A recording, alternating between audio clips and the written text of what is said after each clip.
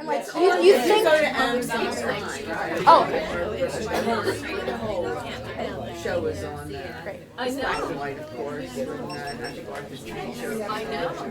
But it was Capri Sun, baby. was that Oh, the bar with him? Edie Centric. okay. Hi, my name is Anna Mufucci. Welcome to the American Academy of the Sacred Arts. Today we're going to be talking about Catholicism and the art of Andy Warhol. I hope you guys enjoy the presentation. I'm Bill Mufucci. I am the interim, and I stress interim, president of the American Academy of the Sacred Arts. I was asked to take over temporarily when Sister Paula, our foundress, passed away 6 years ago. But as we give more presentations, hopefully we'll have someone finally step up and take over who has the artistic sensibilities to run this place the way Sister Paula intended. But we're a 501c3. The small guy, everything is for sale, but this is not a sales pitch. The prices are posted. If you would like to purchase something, let me know.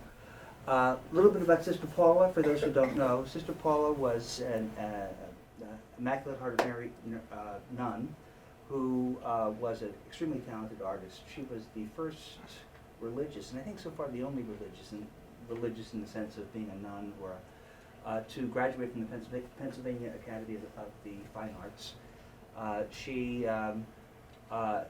founded the Academy in 1993 in response to a call from the Vatican as part of the Vatican II papers to create an institute for the training of artists and the promotion of art with sacred themes. She bought this building in 1999 or 2000. There were some problems with the building, which is how I got involved. I'm actually a real estate lawyer.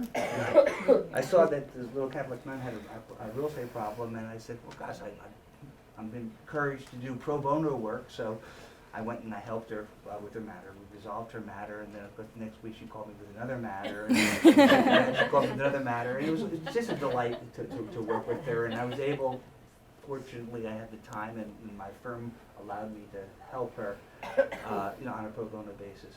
And she became sort of a friend and a spiritual advisor, and she passed away unexpectedly in 2013, and I guess she had spoken well of me to her friends and family and people in the academy, and I went to her viewing, and a woman came up to me. She looked just like Sister Paula, and she looked at me and she said, "You're Bill Mufucci." And I said, I am. He goes, "You're going to be the president of the Academy of Sacred Arts." And it was as if Sister Paula was like talking to me. It turned out it was Sister Paula's sister, whose name was Paula. No.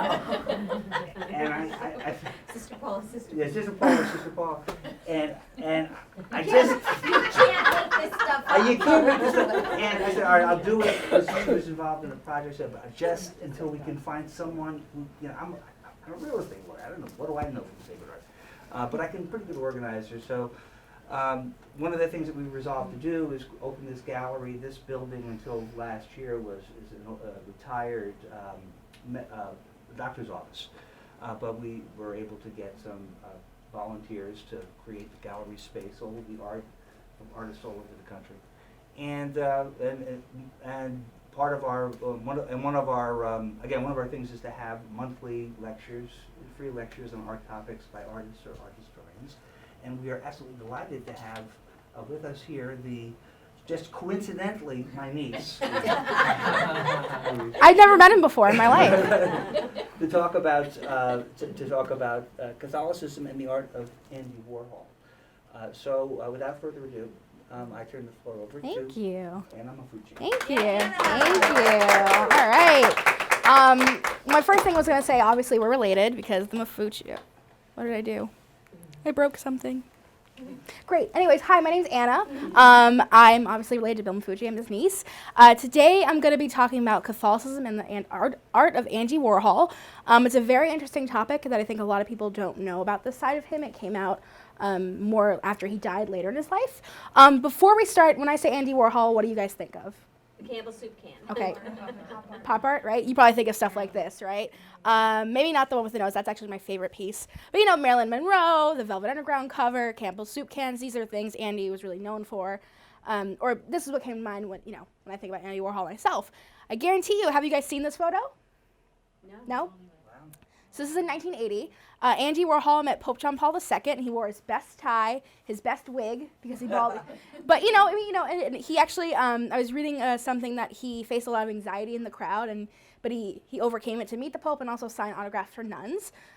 So this is the side of Andy Warhol we're going to be talking about today, and let's jump into it. So first off, I want to explain why I'm presenting this to you. Obviously, my uncle is, Bill Mafucci, but I'm not a certified Warhol expert. I don't work at the Warhol Museum as much as I'd love to. I don't have a certificate of anything. I just love Andy Warhol and explain why and how I really got to know him in a minute. I'm Catholic, and I thought it was very fitting. I love modern art. I did a camp at the Museum of Modern Art in high school, and it really was really, really cool. Opened my eyes to a lot of different artists, including Warhol. Of course, supported the American Academy, and I'm ties to him through school and advertising. I was an advertising major, and he actually began in advertising. He did shoe designs and also some stuff for magazines, so another fun fact. So where it all began, I went to a high school called Notre Dame. This was my first high school, no shade. And I had a great teacher named Mr. Weeks, and Mr. Weeks gave us an assignment to report on an American artist, right? To write a report on an American artist, and I didn't know who to pick. Nothing came to mind, you know what I mean? I didn't have a favorite artist at the time. So my mom, who's in the audience, got me something called a Fandex, which apparently I haven't seen in a while. I really hope they still make them. But essentially they're a fan of cards, and each card has a photo and some information, right? So she got me this one. It's Masters of Western Art Painters. And I was looking, I was like, okay, we have Van Gogh, he's cool, he's not American, cut off his ear, it's cool. Michelangelo, this is cool, he's great, but he's not American. And then we come across this photo, or something very similar to this photo. And if you're scanning, and if you're like flipping through, all these different photos, this is gonna stand out, right? Not in a bad way, just it's going to. And so I was very intrigued. This is pretty much how I started my infatuation with Warhol, because I was just interested to learn more about him because he stood out from everyone. I ended up learning a lot more about his work. I did a report on it, and I just really fell in love with his work. Specifically, just kind of how a lot of people ask if it's really art, because he silkscreened and mass-produced a lot of his work, and I think it's a good conversation to have. Like, if you go to the Museum of Modern Art, there's some very simplistic pieces, like, just a few colors on a white canvas, and people are like, why is this art if you compare it to something Leonardo da Vinci did, right? Something so magical or specific or, detailed. So that's where it began. That's how I'm connected to this. So who was Andy Warhol? This is just kind of a quick overview. These are some of his famous pieces. He was born Andrew Warhola in Pittsburgh, Pennsylvania, so kind of close. He was one of the leading artists of the pop art movement. He began his career as a commercial artist, as said. He's famous for his factories, his studios were called The Factory in the city. He died in 1987 at 58 from complications from a gallbladder surgery. So yeah, it's really sad. He died quite young, but yeah. Okay, so, and you obviously know him through the Campbell soup cans, right? So Warhol's Catholic beginnings. Warhol was born into a devout Byzantine Catholic family. His mother and his father were very Catholic. They spent a lot of time in church together. And this is actually a photo from St. John's, which is the main church that he went to as a child. This is one of the walls there, kind of one of the walls. And you can see there's lots of icons there. We'll talk about the differences between Roman Catholic and Byzantine Catholic religions in a minute. But a lot of repetition, it really caught his eye. And since he was spending a lot of time there, they went to Mass twice a week, and just spent a lot of time just in silent prayer there. He stared at this a lot. And he was really infatuated by it. The qualities of the icons, which we'll get into a little bit, just to start us off, they are grid-like patterns. They have gold backgrounds. Sometimes they're gold leaf backgrounds. And those are a consistent theme in Warhol's work, too. And there's also, too important, the repetition. It comes in later on in a few different ways. But yeah, I thought this was really pretty. And it's definitely something I'd be attracted to. And I think as a child, he'd be really interested in it. So speaking of the Byzantine Church, I'm not sure if you can read this, that's okay. The main thing that I want you to get from this is that in Byzantine Catholic Church, icons are the worshiping symbols, and in the Roman Catholic Church, statues are the worshiping symbols, right? So just keep that in mind as we kind of go on. It was from theydiffer.com. I just thought it was very interesting. So this is an example of a Byzantine icon. This is from a website called VaticanGifts.com. You can actually get this blessed by the Pope if you wanted to. It's a lot of money, but you know, I'm just trying to, spread the word. So already what we're talking about, there's a gold background, it might not be gold leaf, but you get the picture. Repetition, the triptych style, two-dimensional, it's very pretty. It's kind of, I don't want to say flat because, there are some art pieces, like even in here, that are very three-dimensional and, are very detailed with shading, and this is just kind of more of like a, two-dimensional image, and I think it's very interesting. And a lot of them look like this. And even in this photo, if we go back, you could see a lot of them over here, just kind of in different places. Okay, so these are the churches that Andy Warhol attended. Before we get into his pieces, I think it's important to understand where he went, how he worshipped. So St. John's, which I mentioned, that's the previous slide, that's his childhood church. He was baptized there. He also went to St. Thomas More and St. Mary's Church in the city with his mother. He had a very close relationship with his mother. His dad died when he was 13, and it really kind of, of course it would mess someone up, but I think it just really was hard on him. He also had a sickness where he stayed at home a lot from school, so he had spent a lot of time with his mother through there. So they had this beautiful relationship, which I liked learning about, and she was very into her religion, so that's kind of how it got passed on to him. So they went a lot. When he moved to the city in the 50s, she moved a few years later to take care of him because, he had two older brothers, but, the baby wanted to take care of him. He also sometimes he attended the Episcopal Church of the Heavenly Rest, but he also attended and volunteered here later in his life. He volunteered at the soup kitchens, the different events he had, great interactions there he had, and he really enjoyed it. Lastly, he went to St. Vincent Fair, which was my second high school and final high school. I only went to two. And so actually this is actually St. Mary's, and this is St. Vincent Fair right here, and right here. This is actually a Gothic church, and so I didn't know that he went there until after I graduated, so I was a little annoyed about that because I spent a lot of time in that church, and I was specifically fascinated by this. It's kind of similar to the one in St. John's, but instead of icons, it's statues, and I was always fascinated by it. I would sing in the children's choir, and we'd sit right there, or the teen choir, and we'd sit right there. And so according to a book called The Religious Art of Andy Warhol, which is a great book, it's by Jane Dillinger, a lot of stuff that I'm going to talk about, I kind of briefly touch up, but there you can go so deep into so many of these different topics. So I highly recommend you do some research into it, or further research. But he was not known to go to confession or communion. He would go 2 to 3 times a week, kind of pray in the back, very just kind of quiet, didn't want people to really recognize him at all. And one of the quotes that I liked about from this book, from the old pastor of Farrer, said, Warhol was bonding with a God and a Christ above and beyond the church, which I thought was very interesting. I feel like a lot of my friends and stuff, what they believe is one thing, what the churches believe is the other thing, and they have a personal connection with God. And so I thought that was interesting because Warhol was actually homosexual. And so he was trying to kind of struggle to find his place in the world. He's pretty shy, So I thought the church was always something that was very consistent for him, right? It was always there.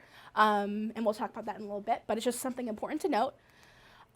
This is actually from a book called I'll Be Your Mirror. It's a collection of Andy Warhol interviews. And this actually cracked me up. It kind of shows his kind of sense of humor. He's very shy, but he said, do you still go to church? Yeah, I sneak in at funny hours. He says, do you believe in God? He says, I guess I do. Do you ever think about God? No. Do you believe in the devil? No.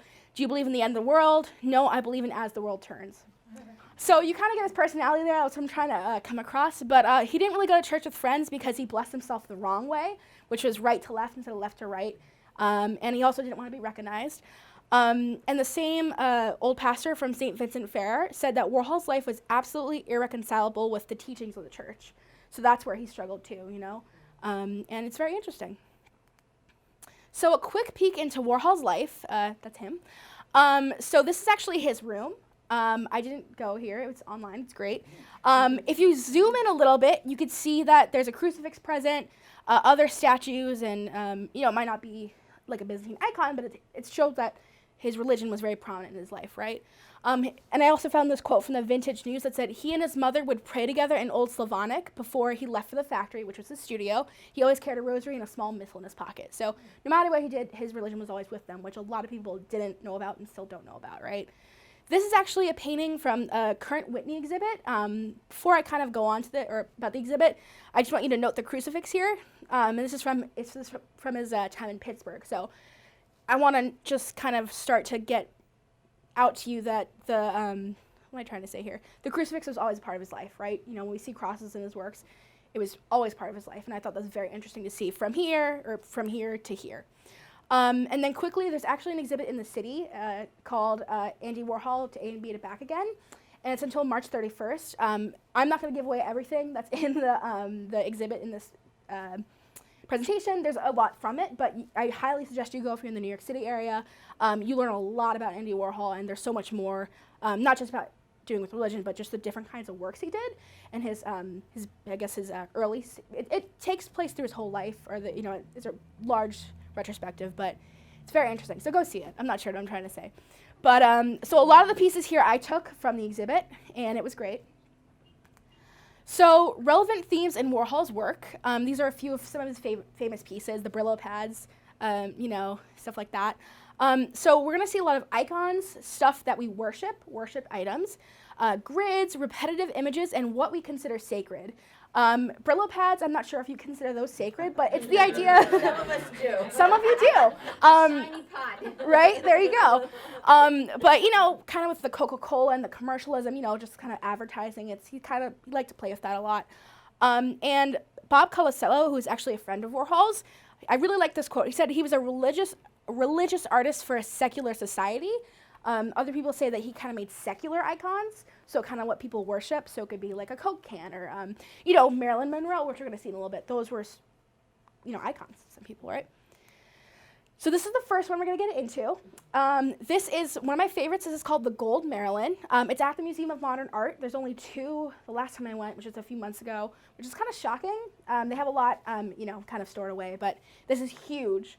Right off the bat, I wanted to put this first because I think it's very obvious how this kind of connects to his religion. There's lots of gold. It's simple. It's, plain. It's, well, not plain, but it's two-dimensional. So this was actually created the same year Monroe died. I'm not sure, I don't think they officially ruled it a suicide, but it was a tragic death, no matter what, and she was very young. And Andy Warhol always used the same photo of her for whatever piece he did to kind of glorify her, right, and to remember her in this beautiful state, which I think is really important. I mean, when you think of Marilyn Monroe, you think of, maybe she's not pink, but you think of something like this, right? And it was very upsetting, so it's, he wants to glorify her, right? And he subtly comments on our society and its glorification of the celebrities to the level of the divine. So this idea of kind of like these divine, glorious people. Monroe is an icon, literally, so it's very interesting. And this is one of my favorites. These are some other portraits that I did. Actually, I was reading his commissioned portraits were, I think, the largest, some of his, he had the most of these portraits.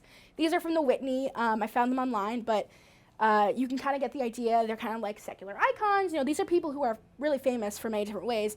Debbie Harry from Blondie, Roy Lichtenstein. He's actually the artist who did kind of like the comic book dots.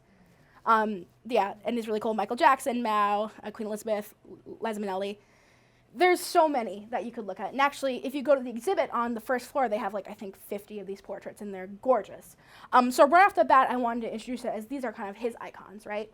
And I thought it was very interesting to learn about that, the bright colors and just what he thought were icons or what people were worshiping as icons or iconic people in those days, right? So this is something called Crowd. This was made in 1963. I thought this was kind of interesting because this was actually made way before he actually met the Pope, but I thought it was kind of funny because, as I said, he had a lot of anxiety in the crowd, and so this is kind of foreshadowing it. This is a photo from 1955 of a crowd of people waiting in St. Peter's Square to see the Pope. So, it doesn't have to do with maybe as much as a photo of Marilyn Monroe does with his religion, but I thought it was really interesting. It kind of foreshadowed his experiences later in life, right? But I thought it was really interesting. It speaks a lot of volumes about how many people are there and how many people are devoted to just even getting a glimpse of the Pope, right? So I thought it was very moving. So we're here at the American Academy, and I came with my friend and my sister, artists, and we had an excellent and educational afternoon. I've been an artist for 20 years, and I learned some very revealing things about Andy Warhol today. It's a beautiful gallery and a beautiful place and a well-informed presentation, and I am so glad to see the work that they're doing. I think it's very necessary in today's world, bringing the light of Christ into the world, specific to Andy Warhol and to the Academy's mission. It's really an excellent place. I'm very blessed to be here, very excited. These are some of his pieces called crosses. These were made later in his life. The one on this red one was actually in the exhibit. And right off the bat, dark against light, right? There's a lot of people say it's because of Christ's light in a dark world, right? Which I think is very moving. Warhol did a lot of these religious pieces later in his life, so you'll see that a lot more of the religious ones will come like in the 80s. He died in 87, as we said. So his work was anchored in the cross. Remember, there was always crucifixes in his home. It kind of came with him. It was a crutch wherever he went, no matter how much he struggled to fit in with the world, stuff like that, you know. So I thought it was very beautiful to see this because it matches, right? The cross is the timeless symbol of acceptance and community. Remember we talked about how Warhol struggled, even just trying to fit in because he was a shy person, but even as a homosexual in a Catholic church, I think our society is more accepting these days, and they're trying to work with, those who, go against the traditional teachings of the church. So I think Warhol was trying to find a place for that, right? Or find his place in that. And his beliefs were always a consistent part of his life too. So it was a constant struggle, but I think he did a really good job with expressing it through these paintings. So this is called Marilyn Diptych. This was made the same year she died, 1962, same photo. This was interesting because we talked a little bit about repetition in the Catholic Church. It might have not been in the icons, but if you think about the Rosary, how many times do we say that? Liturgy, a lot of repetition in the Byzantine Church and the Catholic Church. And so I thought that was really interesting that he played with that in a lot of his works. Some of them might not have as many, grids as these, but there's a lot to have 4 grids, 6 grids. It's very interesting. And so some icons in the Byzantine Church often position the Virgin Mary on one side and the crucified Jesus on the other. It's from Sotheby's, right? So this is interesting because we know this was made after Marilyn died, right? So we get, kind of the gold and the glorious, what you think of, and then kind of I wouldn't say demented, but just kind of darker. And I believe that represents, the difference between her idolship or her iconic self and then her death, which was very tragic. And usually he made her, very glorious and very fashionable and very, inner glory, right? But this was a kind of a different side to it. This is an example of one of those icons. It's not exactly the same, but you get the idea. I think, the Virgin Mary and the crucified Jesus on the other side, it tells a story, right?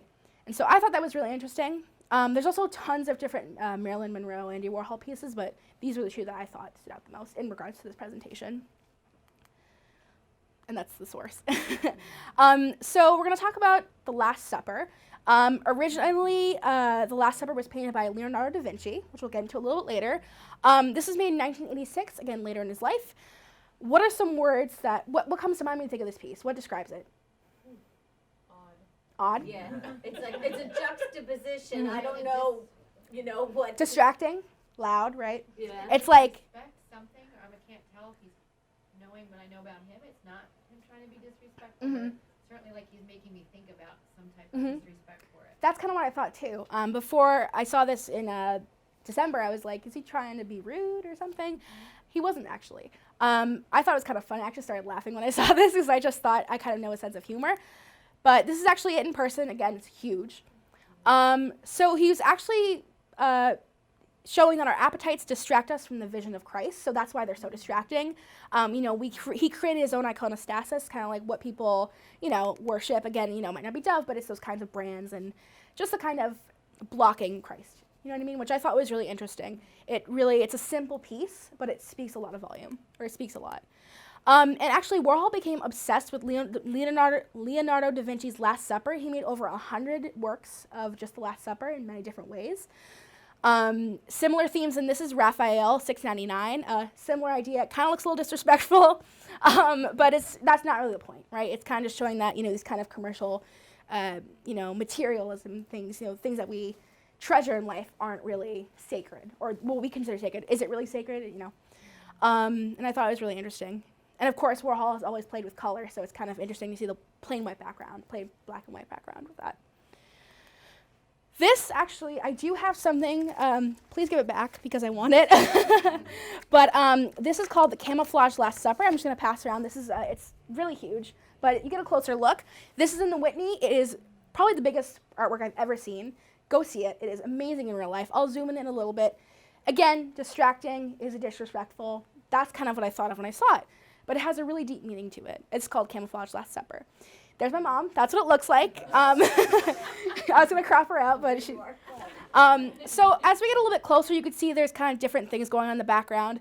I couldn't really tell what exactly it was. I mean, besides obviously the Last Supper, you could kind of see there's different things going on in the background, which I thought was really interesting. I'd like to study a little more into that. This is actually one of his final paintings in his life, and the Whitney exhibit had a great little blurb, as they do for each piece. But it really just said it perhaps expresses the complexities of Warhol's experience as both a gay man and as a Byzantine Catholic, right? So the camouflage, it talks about meditation on militancy, spiritual sacrifice, etc. But it's kind of like two things clashing, right? Like a really detailed piece that's beautiful, and then just kind of this swatch of fabric, right? And I thought it was really interesting. It really caught my eye. There were other camouflage pieces, but this one I really liked the most. And I think it just defined his struggle, because I was kind of struggling to kind of see through the photo. You know what I mean? And I think the more you look at it, the more interesting it gets, because, it's just interesting. This is actually, I know it says it's called skulls. I know there's only one skull. There are other, it's not a typo. I was an editor of a school paper. If there's a typo, I'll be really upset. But he did a lot of stuff with skulls, and death is a consistent theme in his work. He actually died twice. So how many of you know Andy Warhol was shot in the 60s? Great. Okay, so some of you knew. Well, Dad knew because I told you.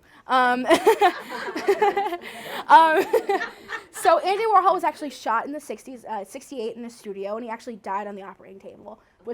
They massaged his heart, and he was brought back to life. So after that, he kind of took a different turn on some of his works. He did pieces such as Gun, which is just silk screens of guns.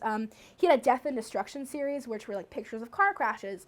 One of my favorites is there's one called the Lavender Electric Chair. It's just, lavender is so calming, the color, and that it's just so disturbing. So stuff like that. Skulls he was really interested in, and if we think about Memento Mori, it's remember your death. So a lot of people have a skull to remember, around them. I forgot her name, but there is a really famous nun on Twitter, and she always talks about how she has a skull with her to remind her, remember your death, you're lucky, etc. Lucky to be alive, embrace your life, etc. And from the National Catholic Register, it says the phrase is meant to remind Christians of their own morality with a strong emphasis on death, divine judgment, heaven, hell, and the salvation of the soul. And to the Christian, or Catholic, the prospect of death serves to emphasize the vapid and ephemeral nature of earthly pleasures, luxuries, titles, and achievements. So I thought it was really interesting. There's a lot of work with his skulls. And I think because he just came so close to death, it became more important to him in his life. And he also died at a young age, which was really sad. These are some other pieces that are at the Whitney. These came also later in his life. He based these off of newspaper ads. And so this one is just his Heaven and Hell are one breath away, and the Mark of the Beast 666. These are quite smaller pieces, and they're kind of scattered around, but definitely shows that later in his life he was thinking more about these kinds of topics and these disturbing things, right? So before we end, we still have some more time. I just want to give you guys some fun facts. So did you guys know that Andy Warhol funded his nephew's time in the seminary? His nephew wanted to become a priest, and he was struggling, and because Andy Warhol believed in him and believed in the church, he paid for him. Andy Warhol's friend, John Richardson, actually spoke at his funeral about a secret piety Andy Warhol had.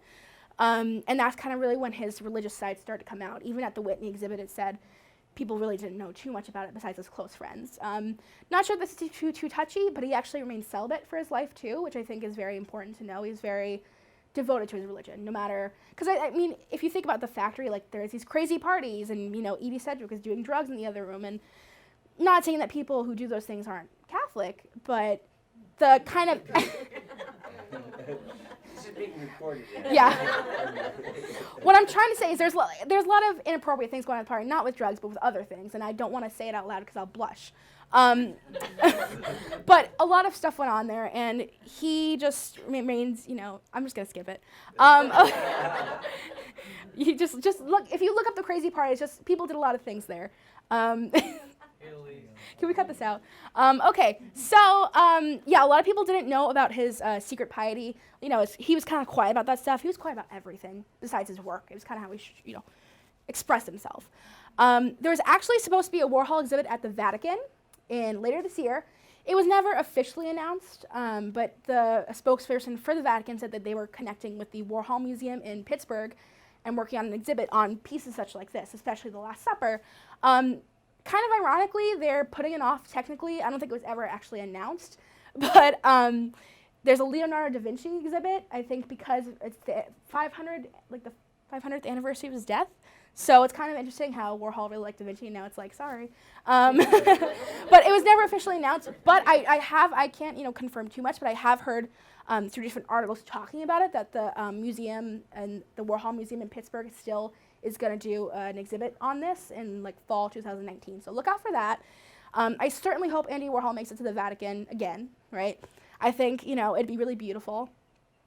Again. I hope that I've shown you another side to him, and I think it'd be really great for more people to see that, right? This is kind of silly, but there's actually, so the church that he went to, St. John's in Pittsburgh, and the Warhol Museum actually teamed up on this project to, you can actually view Andy Warhol's grave live streamed, and I'm going to show it to you guys. And the reason I bring this up because it's because of his church.